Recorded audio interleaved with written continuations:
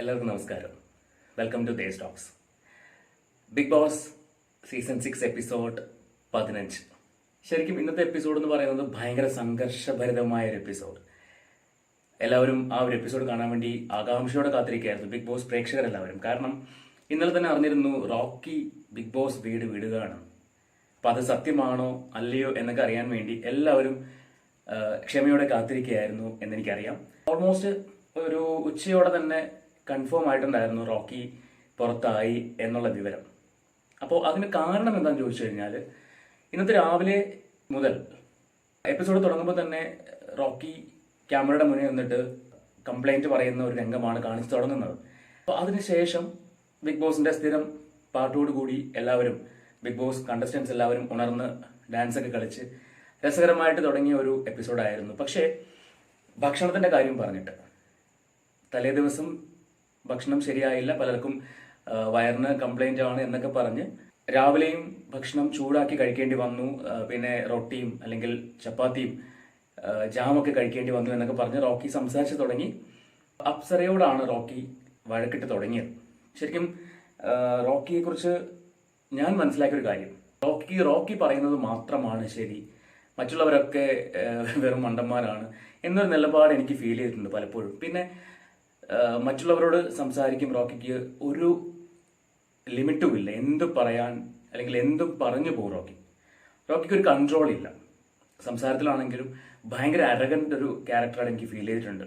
ആള് ജെന്യൂൻ ആണ്, അല്ലെങ്കിൽ ആളുടെ നിലപാടൊക്കെ സ്ട്രോങ് ആണ്, ആള് പറയുന്ന കാര്യങ്ങൾ ഉറച്ചു നിൽക്കാറുണ്ട്, അതൊക്കെ ശരിയാണ്. പക്ഷേ ആളുകളോട് എങ്ങനെ സംസാരിക്കണമെന്ന് റോക്കിക്ക് അറിയില്ല. അതിൻ്റെ ഒരു ആഫ്റ്റർ എഫക്റ്റ് ആണ് റോക്കി ഇന്ന് ഫേസ് ചെയ്തത്. അതിജീവനം ആണ് ബിഗ് ബോസിന്റെ ഒരു ടാഗ്ലൈൻ ആയിട്ട് അവർ പറയുന്നത്.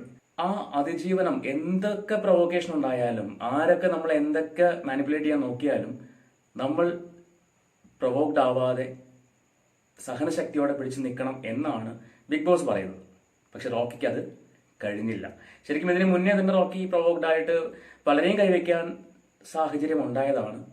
കഴിഞ്ഞ ദിവസം തന്നെ നമുക്ക് അറിയാം, ഗബ്രിയും ജാസ്മിനും ഇരുന്ന സമയത്ത് അവരുടെ അടുത്ത് പോയിട്ട് ആ ബിഗ് ബോസിന്റെ ചുവരിലിടിച്ച് ചുവര് പൊട്ടിച്ചത്. ആ ഇടി അവർക്ക് രണ്ടുപേർക്ക് ആർക്കെങ്കിലും ഒരാൾക്കാണ് കിട്ടിയിരുന്നെങ്കിൽ മിക്കവാറും ബോധം പോയത്. അപ്പൊ ഇങ്ങനത്തെ ഒരു ആറ്റിറ്റ്യൂഡാണ് റോക്കിക്ക് ഉള്ളത്. റോക്കി പ്രൊവോക്ക് ചെയ്യാൻ വേണ്ടി ശ്രമിച്ചു കഴിഞ്ഞാൽ റോക്കി പെട്ടെന്ന് തന്നെ പ്രൊവോക്ഡ് ആവും. അപ്പൊ ഇതുപോലൊരു പ്ലാറ്റ്ഫോം ഒരിക്കലും അങ്ങനെയുള്ള ഒരാൾക്ക് പറ്റിയതല്ല. ശരിക്കും അപ്സരയോട് കയർത്തു തുടങ്ങി, അങ്ങനെ അങ്ങോട്ടും ഇങ്ങോട്ടും സംസാരമായി. ലാസ്റ്റ് അപ്സരയുടെ വീട്ടുകാരെ പറഞ്ഞു, അപ്സര തിരിച്ച് അത് റിയാക്ട് ചെയ്തു. വീട്ടുകാരെ പറഞ്ഞു മീൻസ് വീട്ടിൽ പോയി വിളിക്കുക എന്ന ലെവലിലാണ് സംസാരിച്ചത്. പക്ഷെ റോക്കി അപ്സരയുടെ ഹസ്ബൻഡിന്റെ ഭർത്താവ് എന്ന വാക്ക് വരെ ഉപയോഗിച്ചാണ് പ്രൊവോക്ക് ചെയ്തത്. പിന്നെ എടി പോടി വിളിക്കുക. അപ്പൊ അതൊക്കെ വളരെ മോശമായിട്ടാണ് എനിക്ക് ഫീൽ ചെയ്തത്. ആൾക്കാരെ എങ്ങനെ വേണമെങ്കിലും പ്രൊവോക്ക് ചെയ്യാം, പക്ഷെ ആ പ്രൊവോക്കേഷന് ഒരു മാന്യത വേണമെന്നാണ് ഞാൻ വിശ്വസിക്കുന്നത്. ഇനി അതിനുശേഷം ഇവര് ഉച്ചക്കുള്ള ഭക്ഷണത്തിന്റെ കാര്യം പറയുന്നു. അപ്പോൾ ഓൾറെഡി അപ്സര പോയിട്ട് അത് പറയുന്നുണ്ട്, ഭക്ഷണം ഉച്ചക്ക് ചൂടോടെ കൊടുക്കണം എന്നൊക്കെ പറയുന്നുണ്ട്. അതിന് ഇത്രയും വലിയ കോലാഹലം ഉണ്ടാക്കേണ്ട ഒരു കാര്യമുണ്ടെന്ന് എനിക്ക് പേഴ്സണലി ഇന്നത്തെ ഷോ കണ്ടിട്ട് തോന്നിയില്ല. അപ്പൊ അതിനുശേഷം അത് സിജോയിലേക്ക് വരുമ്പോൾ ഓൾറെഡി സിജോ ക്യാപ്റ്റൻ ആയപ്പോൾ തന്നെ റോക്കി ഫ്രസ്ട്രേറ്റഡ് ആയിട്ടുണ്ടായിരുന്നു, നല്ല ഫ്രസ്ട്രേറ്റഡ് ആയിട്ടുണ്ടായിരുന്നു. അപ്പോൾ അതിന്റെ ഒരു ബേസിൽ തന്നെ റോക്കിയുടെ മനസ്സിനകത്തുള്ള ആ ഫ്രസ്ട്രേഷൻ മുഴുവൻ ഇന്ന് പുറത്തേക്ക് വന്നുള്ളതാണ്. അപ്പൊ സിജോ റോക്കിയോട് ഓരോന്നും പറയുന്നു, തിരിച്ച് റോക്കിയും പറയുന്നു. ഇതിനിടയ്ക്ക് റോക്കി ഉപയോഗിക്കാൻ പാടില്ലാത്ത ഒന്ന് രണ്ട് വാചകങ്ങൾ ഉപയോഗിക്കുന്നു.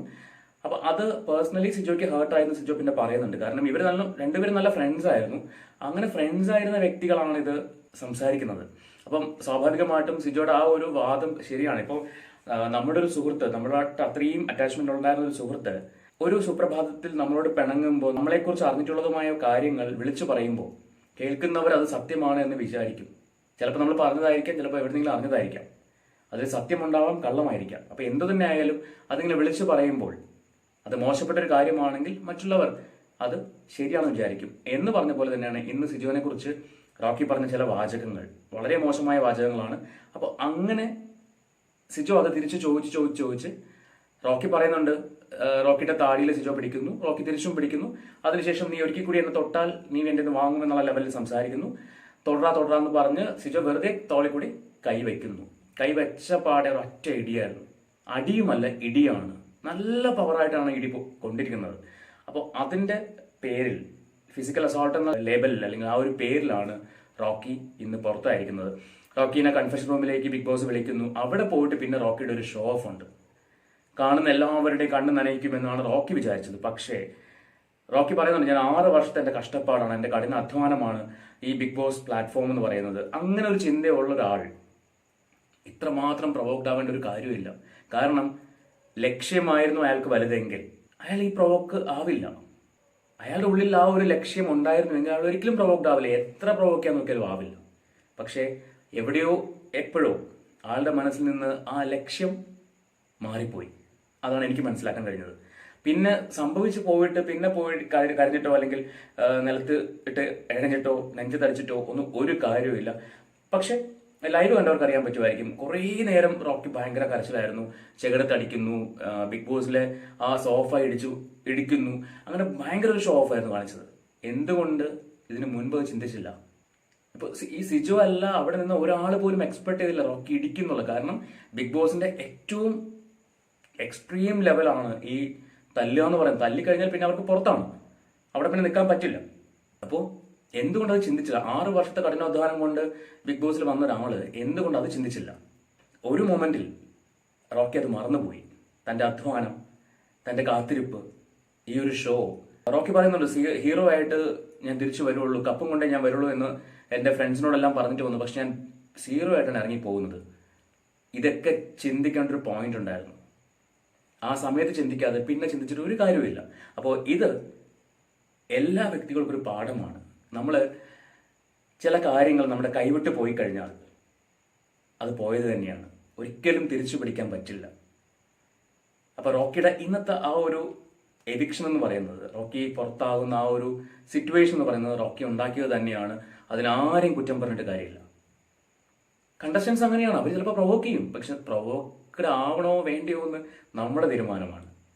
അപ്പൊ അങ്ങനെ റോക്കി പുറത്തായി എന്ന് അറിഞ്ഞ ഉടനെ തന്നെ റോക്കി തിരിച്ച് ബിഗ് ബോസ് വീട്ടിലേക്ക് പോലും വന്നില്ല. ഡയറക്റ്റ് തന്നെ പുറത്തേക്ക് കൊണ്ടുപോവുക ചെയ്തത്. കണ്ണൊക്കെ മൂടിക്കെട്ടി.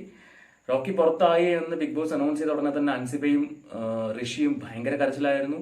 ഋഷി അതിനു മുന്നേ കരച്ചിലായിരുന്നു. കാരണം റോക്കി തല്ല് കൊടുത്തപ്പോൾ തന്നെ ഋഷി വന്ന് റോക്കിയോട് ദേഷ്യപ്പെടുകയും എന്തായി കാണിച്ചതെന്നൊക്കെ ചോദിക്കുകയും ഒക്കെ ചെയ്തു.